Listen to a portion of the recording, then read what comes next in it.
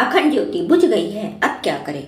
दोस्तों, नवरात्रि में हम 9 दिनों के लिए अखंड दीप प्रज्वलित करते हैं, जो हमारी आस्था का सबसे बड़ा प्रतीक होता है, जो हमारे कर्मों का साक्षी भी माना जाता है। अगर पूजा के बीच में ही वह खंडित हो जाए, अर्थात वह बुझ जाए, तब क्या कर वह अपशकुन होता है। क्या हमें उसका बुरा फल प्राप्त होता है, अथवा माता रानी का यह एक संकेत है कि हमारे साथ कुछ बुरा होने वाला है। दोस्तों, आज हम इस बात की सारी जानकारी आपको देने वाले हैं।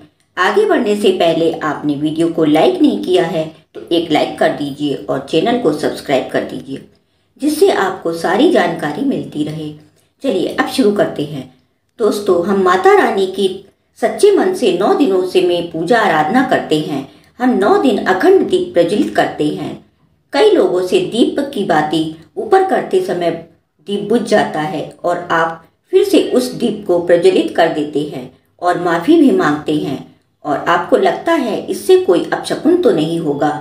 तो मैं आपको बता देती हूँ, आपसे जो हुआ है वह एक गलती है, भूलवश हुआ है।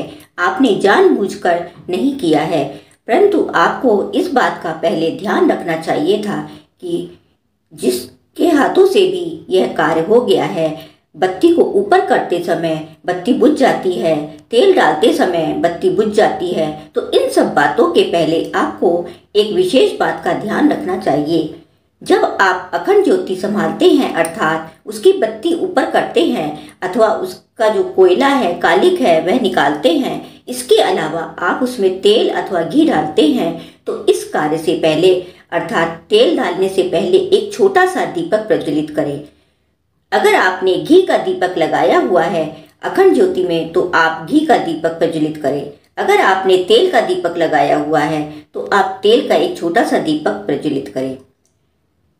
प्रज्वलित करने के पश्चात चंदन, चावल, पुष्प से उस दीपक की पूजा करें और हाथ जोड़कर बोले कि हम आपको प्रतिनिधि के रूप में प्रज्वलित कर रहे हैं।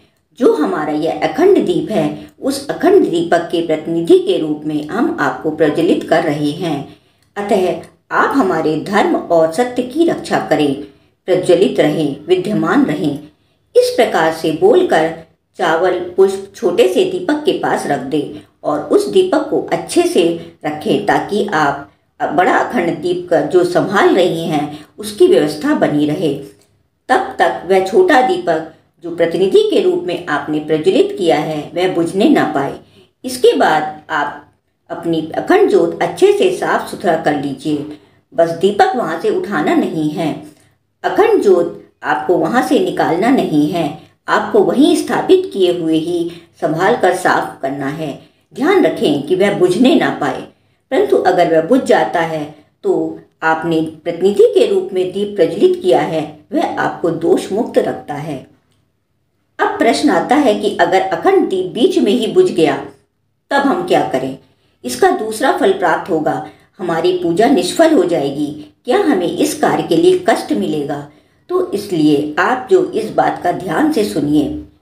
पहली बात, आपने जानबूझकर नहीं किया है, यह भूलवश हो गया है, गलती हो गई है।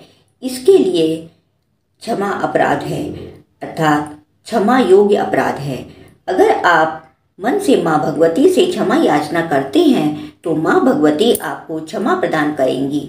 फिर भी अगर आपके मन में दुख है, पछतावा है और आप परेशान हो रही हैं, आप चाहते हैं कि हम कुछ प्रायश्चित करें, तब आप माँ भगवती के नाम मंत्र का 108 बार वहीं बैठ करके जप करें। अगर आपको नरवाण मंत्र शुद्ध रूप से आता है, तब आप शुद्ध रूप से एक माला अथवा उसमें अधिक जितना आप कर सके तो नरवाण मंत्र का यथाशक्ति जप करें।